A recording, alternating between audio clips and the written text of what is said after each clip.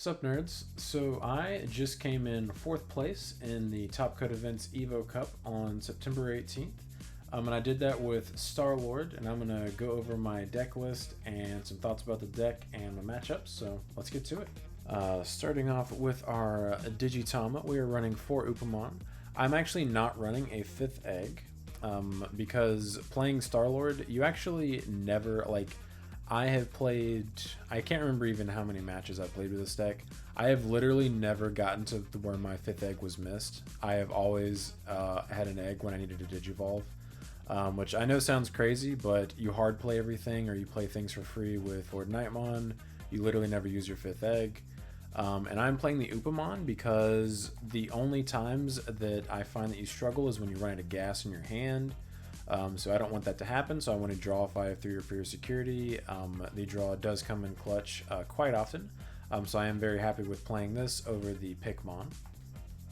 And for our rookies, we are playing 4 Pulsemon, arguably the best yellow rookie, or best rookie period, in Digimon. His effect is on play if you have 3 or more security cards. Trigger draw 1. If you have 3 or fewer security cards, gain 1 memory. If you have exactly 3, do both. Seems good. Why wouldn't you play 4 in a yellow deck, especially one that plays rookies for free? Good card, max it out. And we are playing the StarLord variant, although some standard LordKnightmons do play this card. Starmon, exceptional card. Its effect is on play. For each Digimon you have in play, one of your opponent's Digimon gets 1,000 or minus 1,000 DP. Very, very strong. For those of you who don't know, the main objective for StarLord is to build a huge wide board and then play Starmons and Spiral Masquerade and just nuke your opponent's board repeatedly until they're out of resources, and then just check all their security with all your dudes. This is an amazing card, a very powerful rookie. And probably my favorite rookie in the deck, Codemon. On play, reveal 5 cards from the top of your deck, add up to 2 yellow Digimon cards with Warrior and or Holy Warrior in their types among them to your hand, place the remaining cards on the bottom of your deck in any order, whatever.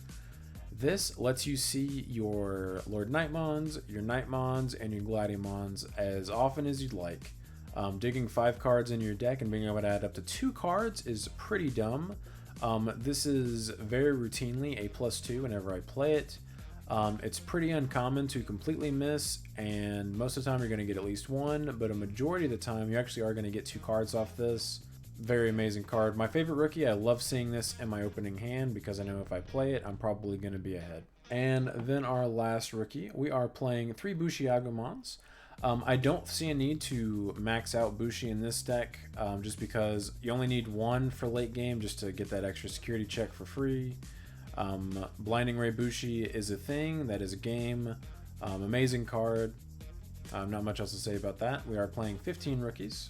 And onto our champions. This is my favorite champion in the deck. We are actually playing 4 Glady Mom. Not a lot of LordKnightmon decks play this card, but I absolutely love it in the StarLord variant. His effect is on play. You may search your security stack for 1 Digimon card with Warrior or Holy Warrior in its type, add it to your hand, blah blah blah, recovery +1. So this lets you fish out itself, Knightmon, and LordKnightmon out of your security, which is very good. Also lets you look at your security, which is a very powerful knowledge. Lets you know if you have a spiral in there or anything fishy that might mess with your opponent. Very good knowing that. And also, it is a 4 cost to hard play champion, which I absolutely love those. If you guys have followed this channel, you know I love those champions. And this guy puts in absolute work against security control and Diabormon because they cannot ultimate flare this card if you hard play it because it's a 4 cost. So this card, it actually gives me a very, very strong security matchup. Honestly, with this deck, security control feels borderline free as long as you play it correctly. Just build a wide board, and then once and then you do not swing under security really, besides like maybe a poke here and there. And so you have a huge board, then you can just kill them and you don't lose any security. But this is an amazing champion, my favorite in the deck. And we are playing 4 Unimom. So I'm actually maxing out the Unimon because 6,000 is very relevant. It dodges Nidhogg and it dodges Shoutmon, and it also dodges in the mirror against a standard LordKnightmon with Pitomon and Knightmon. That's minus 5,000 DP. This guy survives that, so he can still block in situations like that. They need to find another 1,000 DP to outright kill him, so he can still block in those. Also, because you do want to go super wide, you end up hard playing a lot of the times, and hard playing for 5 is actually pretty good, especially if you have your memory setter. You can just put your opponent to 2 by hard playing a blocker. A very good card. I love seeing this as well. And our last 2 champions, we are playing 2 Pitomon. I don't think 4 blockers is enough in this meta, so we are playing 2 Pitos. He is nice to see early. 1 to Digivolve is really cool for turboing into your stack. But if I had the option of playing another 2 to Digivolve 6,000 DP blocker, I would play that over the Pitomons, because I think a 6,000 DP blocker is a lot more relevant and important than having a 1 to Digivolve champion. And that is it. We are playing 10 champions. And our ultimates, we are of course playing 4 Knightmon. That's the best ultimate you have on play when your Digimon, or one of your opponent's Digimon, gets minus 4,000 DP for the turn. Very powerful effect. Also very stupid, because LordKnightmon plays her, or plays him for free when attacking. So you get to just drop him, nuke something for 4K, or make something 4K smaller so you can swing over it with something else. Very powerful card. Sometimes, actually a lot of times, in certain game states, I will actually just hard play this from my hand for the full cost of 7. To kill one of my opponent's things, and then the next turn I have a LordKnightmon in my hand, a Digivolve, and then go to town. And we are also playing Superstarmon. This is a this is a StarLord variant, so we are playing the Superstarmon. This is very good. So we are playing Meteor Shower, that actually lets you play this card from your hand for a cost of 3, which is a very powerful effect, and that's why we are playing this card. But I would still probably want to play this card even if I wasn't playing Meteor Shower, just because 2 to Digivolve, 7,000 DP, and 6 to play are all very relevant numbers. This lets you turbo into your LordKnightmon if you're not you're not playing it from Meteor Shower for 3. It lets you just Digivolve for 2 and then go into your LordKnightmon that much quicker, with giving your opponent fewer memory.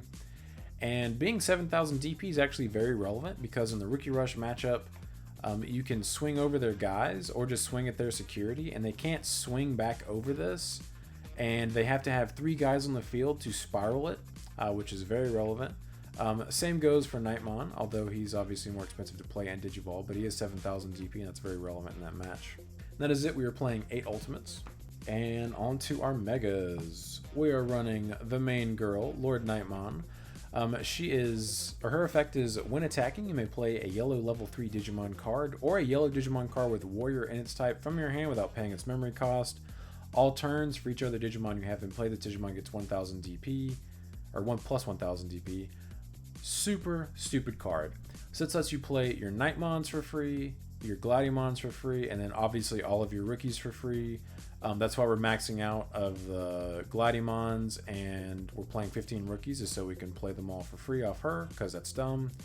And something super cool about her is she's actually a 13 play cost. So if she is unsuspended, she actually dodges Unimom Zwart's deletion effect, because it only hits 12 play cost or less. But yeah, she's very powerful. The goal of this deck is to just keep swinging with her. As what I'll do is I'll just poke with her into security, or run over one of their guys, play a guy for free, and then play something else, and then maybe spiral or something else, and then just keep clearing their board while I just continue to build a wider and wider board. And she is huge. And then once I know that no matter what's in their security based on what deck they're running, I'll just swing out. And this is actually the only mega we are playing in this deck. But don't worry, we have so much searching ability with the Gladymons and the Codemons and all that. I pretty much never have games where I don't see her. I see her all the time, looking at the top 5 cards of your deck and adding it with Codemon, and then if it's ever in security, you can fish it out. Like, you see her all the time.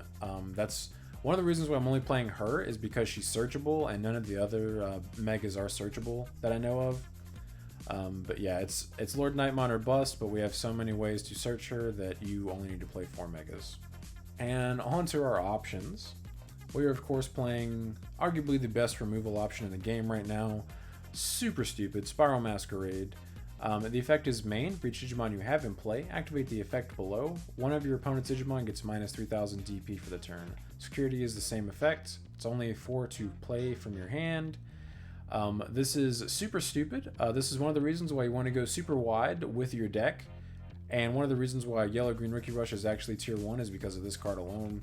You just go super wide, and then anytime your opponent checks this in security or you play it from your hand, it can potentially just nuke their whole board. And that is just devastating. And being able to play this for 4 is dumb. This is an amazing card. There's nothing else to say. This is so powerful. I understand why people hate this card. It is very stupid. And our next option, we are playing for Meteor Shower. This is what makes StarLord StarLord. You play this. It's a 3 play cost, and then main you may play 1 yellow Digimon card with Starmon in its name from your hand without paying its memory cost. Securities activate the main effect. So this lets you play this, and then you can actually play Superstarmon from your hand for the cost of 3 essentially, which is very powerful. It lets you turbo into your LordKnightmon very easily. But on top of that, if this gets checked in security, it's even better because a lot of times you'll have a Starmons in your hand or a Superstarmon, and you get to play one of them for free whenever your opponent checks this. And if you play a Starmons and you already have a wide board, Starmons can potentially just blow something up out of nowhere, and your opponent just loses out there. Very powerful card. And then we are playing 3 Blinding Rays. Amazing card. If you guys have ever watched my gameplay with this deck, I usually hold these until I absolutely have to burn them, or I'm just going to make a huge power play, and that's when I use them. I think it's incorrect to do anything else with these. A lot of people will play these just to choke their opponent. I think that's a flat out mistake. I think you hold these until it's necessary to use them. Don't just use them just to choke your opponent to one on one random turn. And that is it. We are playing 11 options. And last but not least, we are playing 2 Tamers in the deck, 2 TK Takashi. Memory Setter, for those that don't know, on play, you look at your security stack, reveal a card, add it to your hand. If it's yellow, trigger recovery +1, then shuffle your security. This entire deck is yellow since we're not playing Valdarm or anything like that, so you never have to worry about it not being yellow. This card can fish literally any card in the deck out of your security. Amazing. And actually, so this is the exact list I came in 4th for the Evo Cup. But I actually made a change after that tournament, and I'll go ahead and just tell you guys what that change is. So I actually, after the Evo Cup, I determined that I needed to cut one of these for a 3rd TK. So the list if I play this deck again, is going to be 3 TK and 3 Meteor Showers, which I think this is actually correct. I noticed, the reason why I did this is I noticed the games that I was losing or couldn't really do a whole lot in were games that this card was clogging my hand, and games that I did not see TK Takashi. Sometimes those happen at the same time, but those were the games that I was losing or felt like I had to do a whole lot to come back from behind. So I just righted that by just cutting this to 3 and then playing 3 TKs. Now I see TK all the time. Definitely a good decision, and you still see this often enough to where it is still good at 3. So I think this is the appropriate ratio here, because you do not want to just draw this card like crazy, which was happening quite a bit when I added it 4. And you guys will notice one thing. I'm actually not playing any recovery in this deck. Obviously TK and Glady Mom like recover, but not really, because you're adding a card from your security stack to your hand and then replacing it. But I'm running 0 recovery in this deck. I don't think it's necessary, and all of the recovery cards actually slow this deck down. So I think it's a mistake to play them. Lucimon is terrible. The only time it's good is when you're playing it for free from LordKnightmon. I would much rather play a Knightmon or a Gladiemon for free from LordKnightmon. I think it's a mistake to actually play those cards in this deck. This is, once again, the StarLord variant, so standard LordKnightmon, maybe it's correct to play those, but I definitely don't see a need for recovery in this deck. Now I'll go over my matchups. So round 1, I played against Shoutmon. I won 2-1. Shoutmon is a pretty easy matchup. What you do is you just build a wide board of guys that are at least 6,000 DP or more, so they can't just nuke everything for free when they go into the Shoutmon. They will swing into your security. They potentially could take out all of your security, but you are going to have at least one blocker because we play quite a few in this deck, and you will keep them from killing you. And then on your turn, you just kill their stack and they can't recover, and then you just kill them. Round 2, I won 2-1 versus Rookie Rush. That matchup is actually terrible and it's not fun at all. It's literally who draws Spiral Masquerade the most. Other than that, I mean, if they're not good, you could potentially win with Superstarmon or Knightmon when you play them, because you can just repeatedly swing over their rookies if they swing into your security, or just chip at their security if they don't swing. But once they see Spiral and start popping your stuff, it's over if you can't pop their stuff first. That matchup is not fun. It's literally who sees Spiral Masquerade the most. Round 3, I lost 2-1 versus Standard LordKnightmon. Not much to say there. He got rolling pretty well on 2 out of the 3 games. It was Slash, Valderarm, like all that jazz. More Growlmon. He just kept popping my board, and I really couldn't do much. I think I also had Meteor Shower clogging my hand in at least one of those games.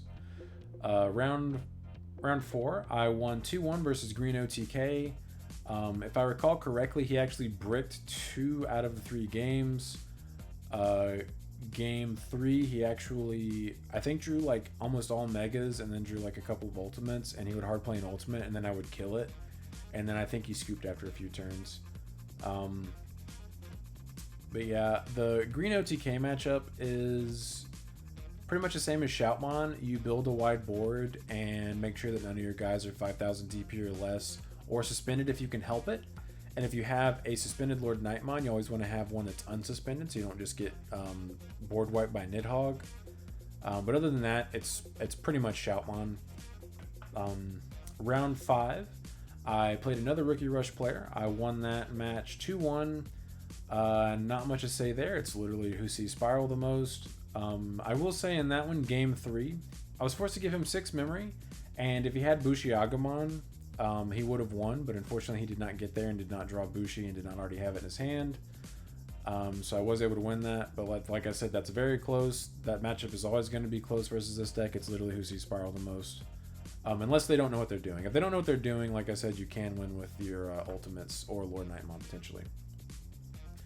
Round 6, I played against Imperialdramon. I won that 2-1.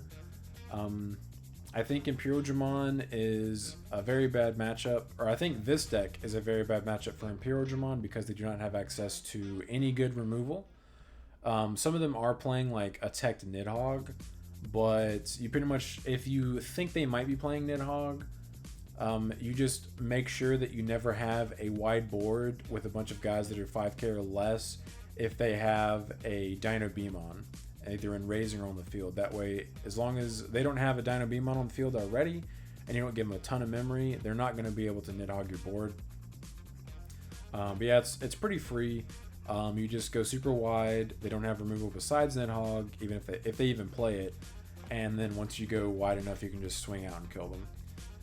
Round 7, I played against LordKnightmon with the Mastamon Spice. I won that match 2-1. Games 1 and 2 were kind of back and forth. Game 3, I super duper high rolled her and just absolutely dunked on her. There was nothing she could do. My hand was way better. I think at the end of that game, I had like 3 LordKnightmons on the field. Once this deck gets rolling, either in the mirror versus any other deck, there's pretty much nothing you can do about it unless you have some kind of board wiping capability, which LordKnightmon does not have a board wipe. Besides Spiral Masquerade, but that requires you to have setup, so if they're constantly clearing your board, obviously you're not going to do that. But yeah, I did go 7-1 in the Evo Cup. I came in 4th place. Sadly, I did barely not get the top 2 spot where I would have won an Unimom. So I got top 8 prizing, which is Tournament Pack Volume 1, 1 pack of that, and then top 32, which is another pack of that. And then top 64, I did get an Alt Art Agumon, which is pretty cool. But overall, it was a very good experience. All of my opponents were very nice people. All of them friendly. I didn't have a single salty player or someone that was mean or just not nice. The judges were great. They ran a very smooth event. I'm always happy to participate in Top Code events. I think their events run so smoothly. I'm always trying to get in on one of their events online. That's why I'm in their Grand Prix in October, is because I saw that it was being run by Top Cuts and signed up for it. But yeah, that's it. I was able to take 4th place. I'm very happy with that. Very proud of this deck. Let me know your guys' thoughts if you have any questions or comments or anything like that in the comments below. But I do appreciate you guys stopping by.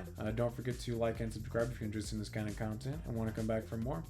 Until next time, see ya.